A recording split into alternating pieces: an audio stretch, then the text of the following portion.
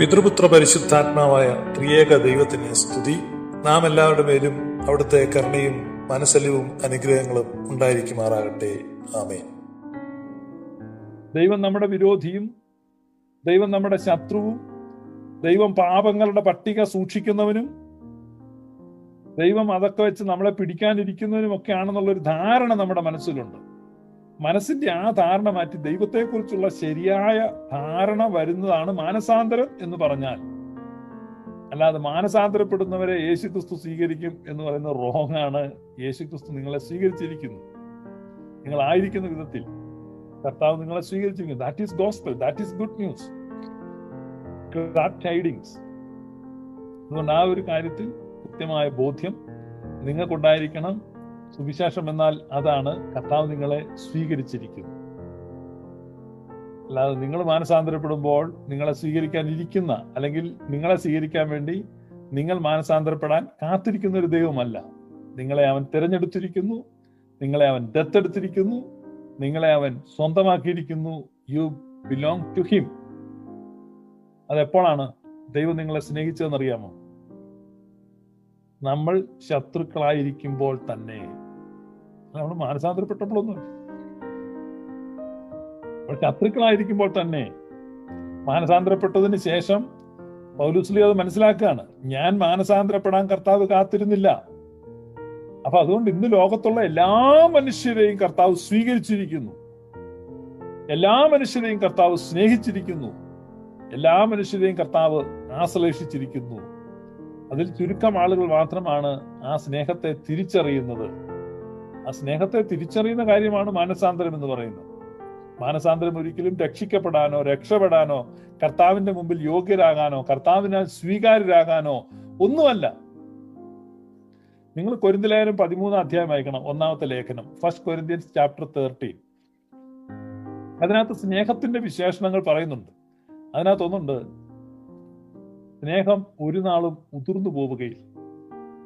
ദൈവം സ്നേഹമാകുന്നു, ദൈവത്തിന്റെ സ്വഭാവം. ആ സ്നേഹം ഒരു നാൾ ഉതിർന്നു പോവുകയില്ല. റോങ് ഗോസ്പൽ പറയും, കുറച്ച് കഴിയുമ്പോൾ ദൈവത്തിന് അരിശം വരുവേ. അപ്പൊ ദൈവ സ്നേഹമൊക്കെ അങ്ങോട്ട് മാറ്റി വെച്ചിട്ട് നരകത്തിന് തീ ഓൺ ചെയ്യും, ലൈറ്റർ വെച്ച്. റോങ്. അങ്ങനെ ഒരു കാര്യം ബൈബിളിൽ പറയുന്നില്ല.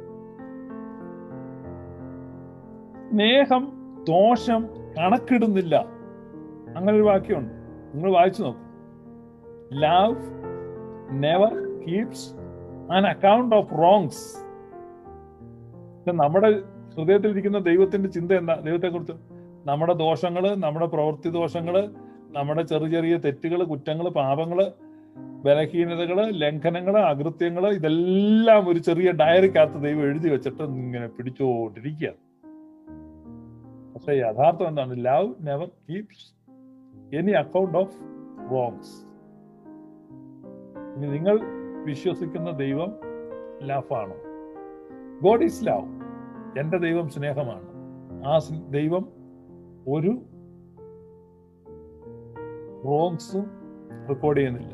ദൈവം ദോഷം കണക്കിടുന്നില്ല, അകൃത്യങ്ങൾ കണക്കിടുന്നില്ല. ദൈവം അകൃത്യങ്ങൾ കണക്കിട്ടാൽ who can stand before him? No one. സർവകടങ്ങളുമാരാഞ്ഞാൽ നരകം താനെന്നവകാശം. ഉണ്ടോ? കടങ്ങളൊക്കെ ദൈവം ഓർമ്മ വെച്ചാൽ എല്ലാവരുടെ നരകത്തിൽ പോകുന്നതാണ്. അപ്പൊ അങ്ങനെ ദൈവം കടങ്ങൾ ഓർമ്മ വെക്കുന്നുമില്ല, അങ്ങനെ ഒരു നരകവുമില്ല. അതാണ് യാഥാർത്ഥ്യം. അതുകൊണ്ട് ഈ വംശാവലി നിങ്ങൾ വായിക്കുമ്പോൾ ദൈവം ഏറ്റവും നീച പാപിയെ വരെ സ്വീകരിക്കുന്നു, സ്നേഹിക്കുന്നു, സ്വീകരിച്ചിരിക്കുന്നു. You are included and you are in him.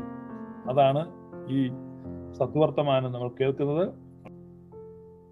വീണ്ടും പല ആളുകളും പറയാണ്, മാനസാന്തരപ്പെടുന്നവരെ കർത്താവ് സ്വീകരിക്കും. That is wrong. റോങ് ആയിട്ട് കർത്താവ് എല്ലാവരെയും സ്വീകരിച്ചിരിക്കുന്നു, കർത്താവ് എല്ലാവരെയും ഉൾക്കൊണ്ടിരിക്കുന്നു. പാശ്ചാത്യ സുവിശേഷം യേശുവിനെ നിങ്ങൾ സ്വീകരിക്കുക എന്നുള്ളതാണ്. നമ്മുടെ സുവിശേഷം യേശു നിങ്ങളെ സ്വീകരിച്ചിരിക്കുന്നു എന്നുള്ളത്. നമ്മൾ യേശുവിനെ സ്വീകരിക്കുക എന്നുള്ളതിനല്ല പ്രാധാന്യം, യേശു നമ്മളെ സ്വീകരിച്ചു എന്നുള്ളതിനാണ് പ്രാധാന്യം. ഇനി നമ്മളത് തിരിച്ചറിയുക എന്നുള്ളതാണ്. അതിനെയാണ് മാനസാന്തരം എന്ന് വിളിക്കുന്നത്. ഞാൻ ഷിബു പീഡിയക്കൽ. നിങ്ങൾ കേട്ടുകൊണ്ടിരിക്കുന്നത് ഗ്ലോറിയസ് ഗോസ്പൽ. ഇത്തരത്തിലുള്ള കൂടുതൽ വീഡിയോകൾക്കായി ഗ്ലോറിയസ് ഗോസ്പൽ ഒഫീഷ്യൽ എന്ന ഞങ്ങളുടെ യൂട്യൂബ് ചാനൽ സന്ദർശിക്കുക. ദൈവം നിങ്ങളെ അനുഗ്രഹിക്കട്ടെ.